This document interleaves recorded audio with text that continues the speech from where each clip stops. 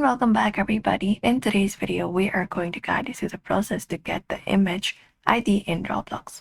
So you may just follow out these methods for that and you should be able to do it. You may start by going to roblox.com. For that, type in roblox.com and hit enter, and that should open up this.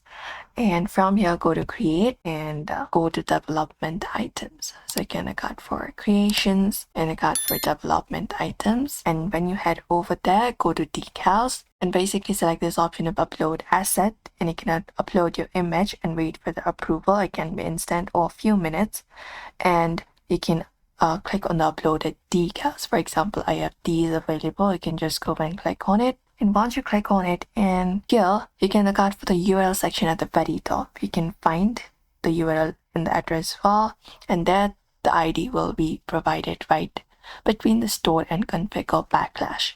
So you can just go over and find it up. That is the image ID you may be looking out for.